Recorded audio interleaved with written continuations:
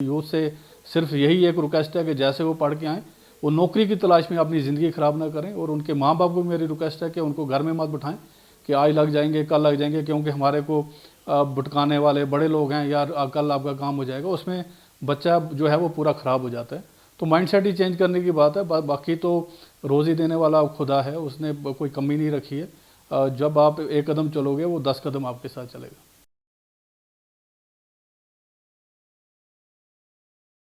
सुजा जी, मैं आपका वेलकम करता हूँ कि हर बार आप हमारी आवाज़ जो है वो जनता तक पहुँचाते हो। और अपने बजट की बात की, मैं तो ये बोलूँगा कि आफ्टर कोविड जो अपने 2 साल जो गए वो पूरे देश के लिए, पूरे दुनिया के लिए बड़े टफ साल थे।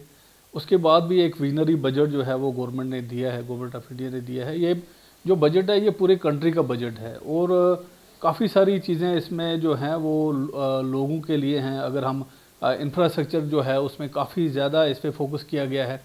और ये जो इंफ्रास्ट्रक्चर है, और अगर हम अपनी वैली की बात करें या जम्मू कश्मीर की बात करें, तो इतने सारे जो प्रोजेक्ट हैं जो कभी आपने देखे नहीं होंगे, और इतने प्रोजेक्ट और डेवलपमेंट को लेके यहाँ पे काफ़ी ज़्यादा इन्वेस्टमेंट हो रही है। और एक मुझे लगता है कि हर एक आम इंसान, क्योंकि जो डेवलपमेंट के साथ जो हर एक गरीब से गरीब और पढ़ा लिखा जो यूथ और जो मतलब हर किसी जो हम पेशे को लेके चलें, वो इंफ्रास्ट्रक्चर में लोगों को जॉब भी मिलता है, पैसे भी मिलते हैं। तो कश्मीर के लिए और जम्मू कश्मीर के लिए एक बहुत बड़ी बात है वो। और दूसरा जो है बाकी अगर हम पूरे कंट्री में देखें, जो 130 करोड़ की पॉपुलेशन में 2% लोग जो है इनकम टैक्स देते हैं। ये चर्चा का हमारा एक मुद्दा है और हमने काफ़ी डिस्कस किया है कि ये जो 2% से अगर हम इसको 10 से 20% तक लेके आएँ, उसके लिए जो है वो आने वाले जो स्टेप हैं, क्योंकि अभी एक टफ टाइम से जो हम लोग निकल रहे हैं, और उसमें फिर वो जब लोग अपनी इनकम जो रिटर्न भरनी शुरू करेंगे, तो गवर्नमेंट अपने आप जो है वो जो इनकम टैक्स का जो जिस तरह भी हम 30% देते हैं, अभी इन्होंने पीछे और कम किया कॉर्पोरेट्स के लिए, तो गवर्नमेंट अपने आप काम करेगी। लेकिन हमें खुल के सामने आके रिटर्न अपनी जमा करनी चाहिए। और अभी ये सबसे लोवेस्ट है पूरे वर्ल्ड में, जो हम इनकम टैक्स जो रिटर्न जो हैं पूरे कंट्री में जो है 2% के आसपास। ये एक बड़ा चर्चा का मुद्दा है। और दूसरा जो है, ये जो बजट को हम लेके चलें और जम्मू कश्मीर के लिए जो है डेवलपमेंट काफ़ी होनी है, तो उसके लिए हर बंदा जो है वो एंगेज रहेगा। तो मैं मानता हूँ कि ये बजट जो है पूरी कंट्री के लिए, और हमें भी इसके बहुत फ़ायदे होने वाले हैं। और इंडस्ट्री पॉलिसी हमारे लिए जम्मू कश्मीर के लिए यूनिक पॉलिसी दी हुई है। और जो यूथ के लिए जो स्टार्टअप्स के लिए जो यूथ हमारी बेरोज़गार है, उनके लिए एक बहुत अच्छा इस बजट में भी काफ़ी कुछ रखा गया, और उनके लिए स्कीमें भी बड़ी अच्छी हैं। और यहाँ के लोग सामने आए, मैं कहता हूँ कश्मीर के लिए खासकर मैं बोल रहा हूँ, स्काई इज़ लिमिट, कि कोई भी बंदा काम शुरू करे और अच्छे दिल से करे, मेहनत से करे, क्योंकि बहुत काम करने को है यहाँ पे अभी। तो हम लोग अच्छा कर सकते हैं, और जब गवर्नमेंट को फ़ायदा होगा, गवर्नमेंट हमें फ़ायदा देगी। जो कश्मीर की हमारी हिस्ट्री रही है, हम 3 डिकेड से, और पिछले 2014 से हमने कितनी बार थ्रू मीडिया आपके चैनल से भी हमने बोला है। अगर हम 2014 से लेके और 2014 से लेके अगर 2020 की बात करें, तो इस जो 5 साल 6 साल में हमने एक साल भी काम नहीं किया। और यहाँ के ट्रेडर्स और यहाँ के जो बिजनेस है, वो बिजनेसमैन है या ट्रेडर्स हैं हमारे, वो एक स्ट्रगल कर रहे हैं, वो बिजनेस नहीं कर रहे हैं, वो अपनी रोज़मर्रा की अपनी ज़िंदगी को बचा रहे हैं। तो हमें पूरी वो भी हमें एक बहुत बड़ी उम्मीद थी कि यहाँ के लिए कोई स्पेशल पैकेज होगा लोगों को, जिस तरह हमारी जो स्मॉल इंडस्ट्री हैं और जो हमारे ट्रेडर हैं और जो हमारे एसएमईज़ हैं जो बैठे हुए हैं, इनको एक बार ज़रूरत है। वो हम गवर्नमेंट से बात कर भी रहे हैं कि अभी, क्योंकि जब कश्मीर के हालात ठीक हुए, तो एक कोविड ने पूरे वर्ल्ड को और हमारी कंट्री को सबसे ज़्यादा नुकसान किया। तो अभी क्योंकि हम लोग बाकी चीज़ों से निकल रहे हैं, जैसे एक कंट्री में एक सिस्टम ठीक होगा, तो हमें लगता है कि जम्मू कश्मीर को एक स्पेशल, जिस तरह एक इंडस्ट्री पॉलिसी और बाकी भी चीज़ें एक स्पेशल तरीके से देखा जा रहा है। और यहाँ के बिजनेसमैनों को एक पूरी सपोर्ट की ज़रूरत है, और उनको जो मेरा ये है कि उनको सपोर्ट मिलेगी भी, और काफ़ी अच्छा आने वाला जो फ्यूचर है वो बहुत अच्छा रहेगा। क्योंकि जो फ्लक्चुएशन थी, मुझे नहीं लगता कि अब इतनी फ्लक्चुएशन जो है क्योंकि काम के लिए, बिजनेस के लिए एक बिजनेस का माहौल चाहिए। सबसे पहली हमारी जिम्मेदारी ये रहेगी कि हम यहाँ के यूथ को एंगेज करें, उनको काम पे लगाएं। और काफ़ी अच्छी पॉलिसीज़ गवर्नमेंट ने दी हैं, अगर हम उन पॉलिसियों का फ़ायदा ले सकें, तो हर साल हम लोग काम ही नहीं कर पाते और हमारा पैसा जो है क्लैप्स हो जाता है, हमारा पैसा वापस चला जाता है। और अगर हम काम कर पाए, मैं सोचता हूँ कि यहाँ का कोई बंदा जो है बेरोज़गार नहीं रह पाएगा। सर एक इम्पॉर्टेंट क्वेश्चन, हमने देखा कि इस साल एक हिस्टोरिक डे था कि एक जो industrial real estate summit Dubai में हुई है, तो मई में शायद कश्मीर में भी होने जा रही है। तो आप किस तरह से देखते हो इस जो रियल एस्टेट की एक बहुत बड़ी समिट हुई, तो किस तरह से कश्मीर को एक नए मोड़ की तरफ ले जाएगी? देखिए, हम इन चीज़ों का जो रियल एस्टेट और जो लोगों के लिए यहाँ पे काम हो रहा है, ठीक है ना, हम उनको एक वेलकम स्टेप बोलेंगे। और मेरा ये गवर्नमेंट से मेरी बात हुई है और हम उनको ये चाहते हैं कि जो यहाँ के जम्मू कश्मीर के बिजनेसमैन हैं, जम्मू कश्मीर के जो लोग हैं, उनके लिए एक अलग से एक बिजनेस ये किया जाए सेम पैटर्न पे कि गवर्नमेंट पहले यहाँ के लोगों को पूछे। इनको सबसे पहले ये देना चाहिए, अगर यहाँ का बिजनेसमैन बिजनेस करना चाहता है तो उसको भी सेम ट्रीटमेंट और वैसे ही वेलकम करना चाहिए। उसके लिए हमारी बात हुई है।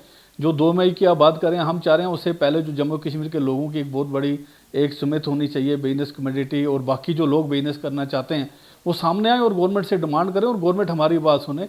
वो गवर्नमेंट के लिए एक बहुत बड़ी बात रहेगी कि यहाँ के लोगों को साथ लेके चलना, तभी हर एक चीज़ कामयाब हो सकती है जब हम जम्मू कश्मीर के लोगों को साथ लेके चलेंगे और यहाँ के बिजनेसमैनों को साथ लेके चलेंगे। क्योंकि ऐसे कहीं भी कोई पैसा लगाने नहीं आएगा जब तक वो यहाँ के लोगों को साथ पूछेगा नहीं, उनको साथ नहीं लेके चलेगा। तो मेरा ये है कि मेरी गवर्नमेंट के आगे भी रिक्वेस्ट है और हमने ऑलरेडी उनको बोला है और हमें पूरी उम्मीद है कि अप्रैल के एंडिंग में या 2 मई से पहले एक जम्मू कश्मीर के जितने बिजनेसमैन हैं उनको इनवाइट करके एक बहुत बड़ा सेमिनार होगा जिसमें जम्मू कश्मीर के लोगों के, यहाँ के यूथ की, यहाँ के बिजनेसमैनों की बात सुनी जाएगी। और तभी हम लोग फिर जो बाहर से लोग आ रहे हैं उनको वेलकम भी करेंगे, ताकि यहाँ का जो बिजनेसमैन है, यहाँ के जो लोग हैं, हमारी यूथ जो है वो किसी तरह सेटल हो और यहाँ के इंफ्रास्ट्रक्चर सही। और क्योंकि गवर्नमेंट जॉब तो अब रही नहीं और ना आगे बहुत ज़्यादा कंपटीशन है, अब हम यूटी में हैं और हमें बिजनेस करके ही अपने आप को प्रूव करना है। और बिजनेसमैन जब कोई बिजनेस करता है तो अपने ख़ानदान को नहीं, अपने पुश्तों तक वो कोई चीज़ वो बनाता है और उसको फिर आगे उसके बच्चों को नौकरी नहीं चाहिए। एक बहुत बड़ा एक चेंज है। मैं चाहता हूँ हर यूथ को, हर नौजवान को सामने आके बिजनेस करनी चाहिए। और इतनी अच्छी पॉलिसीज़ पूरी कंट्री में कहीं नहीं है जो कश्मीर में है। और एक माइंडसेट जो यहाँ पे नौकरी का उनको दिमाग से निकालना चाहिए। और ख़ासकर मैं यूथ के जो हमारे उनके घर वाले हैं, उनके फादर हैं, मदर हैं, उनको बच्चों को एडवाइस करना चाहिए कि वो बिजनेस की तरफ अपने बच्चों को लगाएं, उनको पूरी सपोर्ट करें और जो भी पॉलिसीज़ हैं उनको रीड करें। अगर कोई दिक्कत आती है, हमारा जिस तरह PIDC चैम्बर है, हम पूरी सपोर्ट करते हैं। कोई भी हमें मेल आती है और जितने भी डिपार्टमेंट हैं यहाँ पे, अभी एक वो पुराना सिस्टम नहीं रहा, वो वेलकम करता है कोई भी बिजनेसमैन सामने आएगा। उसमें बैंक लोन 10 लाख तक तो आपको कोई मार्गेज ही नहीं देना है और 1 करोड़ तक जो है उसमें काफ़ी ज़्यादा फैसिलिटी हैं। और लेकिन लोग अवेयरनेस नहीं है। हमने हमारी गवर्नमेंट से भी ये एक शिकायत रहती है कि वो जितनी पॉलिसीज़ हैं वो हमारे रूरल तक पहुँचती नहीं है, यूथ को पता नहीं होता। उसमें जितनी पब्लिसिटी की जाए, चाहे वो FM के द्वारा की जाए, रेडियो के, पेपर के द्वारा की जाए, ताकि यूथ को पता हो। क्योंकि गवर्नमेंट इतना कुछ करती है बैक एंड में, और लेकिन जो ग्राउंड में लोगों को उसकी अवेयरनेस जो है वो बड़ी कम मिलती है और लोग सामने आके वो काम कर नहीं पाते। तो मेरी एक रिक्वेस्ट रहेगी गवर्नमेंट से और कि वो एक जितनी इतनी अच्छी स्कीमें हैं और ये लोगों तक पहुंचे ये आवाज़ कि गवर्नमेंट ऑफ इंडिया और हमारे जो मनोज सिन्हा साहब हैं, हमारे चीफ सेक्रेटरी, पूरी एडमिनिस्ट्रेशन इनकी, वो सिर्फ इसी काम है कि किसी तरह यहाँ के यूथ जो है वो हम उसको एंगेज करें और उनको रोज़गार दें। देखिए, एक बहुत बड़ा चैलेंज है। पहले तो मैं PIDC की चेयरमैन, एज ए चेयरमैन में थैंक्स करूँगा हमारे चेयरमैन डूकम साहब और जो हमारे CEO साहब अख्तर साहब हैं। ये एक बहुत बड़ा काम है और इस पर गवर्नमेंट काफ़ी ज़्यादा काम कर रही है। काफ़ी मैं वही डेवलपमेंट की बात कर रहा था, काफ़ी ज़्यादा प्रोजेक्ट्स, काफ़ी अच्छे आने वाला जो कश्मीर में आपको बता दूं कि जिस तरह ट्रेन यहाँ पे आ रही है, वर्ल्ड का सबसे बड़ा ब्रिज हमारे यहाँ पे बन रहा है और 2023 तक ट्रेन की कश्मीर में आने की हमें पूरी उम्मीद है। और हाईवे जो है आप देखोगे बनाल तक ठीक हो गया, बनाल से रामबन थोड़ा पैच ख़राब है, वो ठीक हो जाएगा। और जो यहाँ की जो रिंग रोड दे रहे हैं, यहाँ पे लसजन से जो बीबी कैंट से होता हुआ यहाँ पे ब्रॉडवे तक जो है वो रोड आ रही है और काफ़ी आने वाला टाइम जो है, लेकिन इसमें 3 से 4 साल लग जाएंगे। तो उसमें और जो हमें शॉर्ट टर्म में काम करने हमने वो भी डिस्कस किए हैं। जिस तरह हमारा ये बटमालू वाला रोड है, ये 4 लाइन हो रहा है, साइकिलिंग बच्चों के लिए हम ब्रॉडवे में, और काफ़ी ज़्यादा अच्छे काम हो रहे हैं क्योंकि फ्लड ने पूरी सिटी को ख़राब कर दिया है। एक ये बहुत बड़ा चैलेंज है।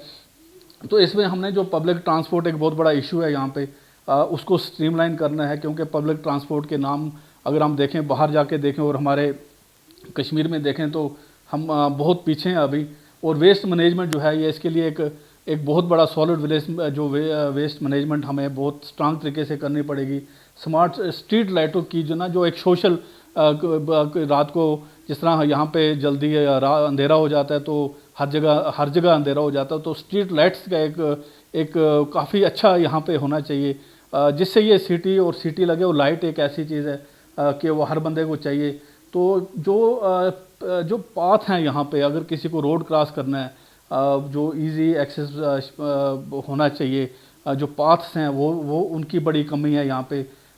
बस स्टैंड्स हमारे पास जो हैं, बस स्टैंड्स मतलब कहाँ पे बंदा होके गाड़ी पे चढ़ेगा, वो एक बहुत कुछ करने को है यहाँ पे। क्योंकि जो पिछले 30 साल के, मैं कहता हूँ कि अभी जो ये टीम, हमारे ड्यूकम साहब, हमारे ऑनरेबल जुनेद साहब और हमारे म्यूनसिपल कमिश्नर साहब अख्तर साहब बड़े डायनेमिक अफसर हैं और काफ़ी एक्सपीरियंस है। ये बाहर से काफ़ी कुछ इन्होंने सीखा है और जो मैं इनकी मेहनत देख रहा हूँ और किस तरह ये दिन रात लगा के पीपीटी बनाते हैं और हर चीज़ मतलब उनकी वर्किंग को देख के लगता है कि हम लोग एक बहुत जल्दी एक अच्छी जो है एक सिटी, जो स्मार्ट सिटी है, वो यहाँ के लोगों को देखने को मिलेगी।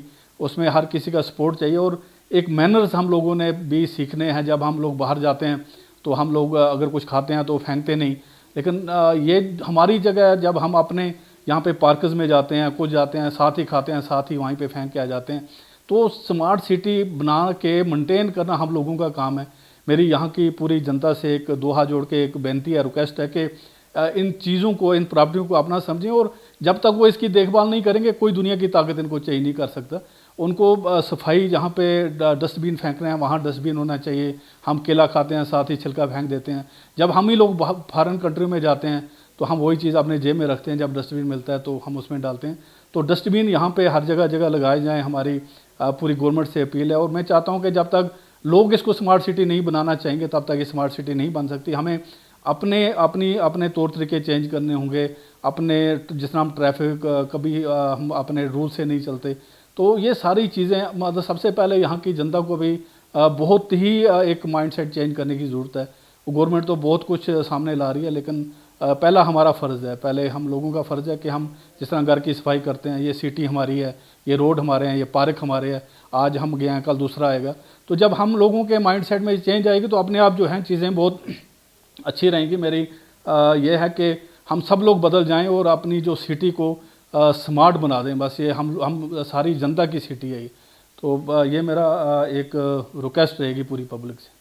देखो उसमें मैं क्योंकि जो चीफ सेक्रेटरी साहब का मैं बहुत ही शुक्रिया करूंगा। जब से वो चीफ सेक्रेटरी की कुर्सी पे हैं तो जो भी हमारी रिक्वेस्ट होती है वो उसको सीरियस लेते हैं और वो उसको काफ़ी हद तक वो काम अंजाम तक भी ले आते हैं। हमारे दो मेन मुद्दे थे, क्योंकि हमने पीछे उनसे काफ़ी चीज़ें डिस्कस की थी, उसमें से काफ़ी सारी चीज़ें उन्होंने कर दी हैं। जिस तरह आप ये जो 1300 साढ़े 1300 करोड़ का पैकेज है वो भी इन्होंने हमें दिया है। और अभी जो इंडस्ट्री पॉलिसी है हमें बहुत बड़ा रोल है। और अभी जो हमारा ये था, एक तो जो ओल्ड जो ये जो वैट था, एक ओल्ड टैक्स रिजम वैट था, उसकी एक एक्सटेंशन पेंडिंग थी पिछले 2 साल से। तो उन्होंने कल इंश्योर किया और उन्होंने पूरी अपने फाइनेंस में इनको एडवाइस भी किया कि ये काम जल्दी से जल्दी होना चाहिए। एक extension of filling pending claim था, वो एक रिक्वेस्ट थी हमारी। वो बजट जो सपोर्ट रहता है जो उसमें रिम्बर्समेंट टैक्स होता है, तो उसमें इन्होंने, क्योंकि उस टाइम यहाँ पे सिस्टम बंद थे, कोविड एक तो हमारा नेट बैठा हुआ था और कोविड की वजह से कोई अपना खोल भी नहीं रहा था। इन्होंने 2-3 क्वार्टरों का वो दिया है, खाली फर्स्ट क्वार्टर को इन्होंने उसमें इंक्लूड नहीं किया है। हमारी वो रिक्वेस्ट रही कि वो भी इसमें इंक्लूड करें ताकि जिन बिजनेसमैनों का पैसा गवर्नमेंट के पास है ताकि उनको वो पैसा मिल जाए, वो कम ही लोग हैं। तो ये 2 रिक्वेस्टें कल हमने स्पेशली उनसे की हैं और हमें पूरी उम्मीद है कि और चीफ सेक्रेटरी साहब ने इनको इंटरेस्ट लिया और हमें पूरी उम्मीद है कि बड़ी जल्दी इनका जो है रिजल्ट आएगा। मैं हर बार आपके चैनल से और जितने भी मेरे मीडिया दोस्त हैं, मैं मेरे जो यूथ हमारे वो लीडर ही हैं, जो यूथ है यहाँ की, हमारा फ्यूचर है। अब मैं उनको एक ही 2 हाथ जोड़ के रिक्वेस्ट करूँगा कि वो सिर्फ नौकरियों के पीछे ना रहें। और जब हम इतनी हाईली एजुकेटेड जो यूथ है और जो लोग हैं वो हमारे कश्मीर से हैं, और कितने सो डॉक्टर हैं यहाँ पे, इंजीनियर है यहाँ पे, हमारे बिजनेस मैनेजमेंट से हज़ारों लोगों ने यहाँ पे बिजनेस मैनेजमेंट कोर्स किए हैं। तो मैं चाहता हूँ कि वो लोग बिजनेस इस्टेब्लिश करें। छोटे छोटे कामों से ही स्टार्ट होता है, और नौकरी तो नौकरी होती है, नौकरी चाहे कितनी भी हो, उसमें सिर्फ ये रहता है कि मंथ के एंड पे मुझे एक सैलरी आएगी, वो लोगों को एक सुकून रहता है।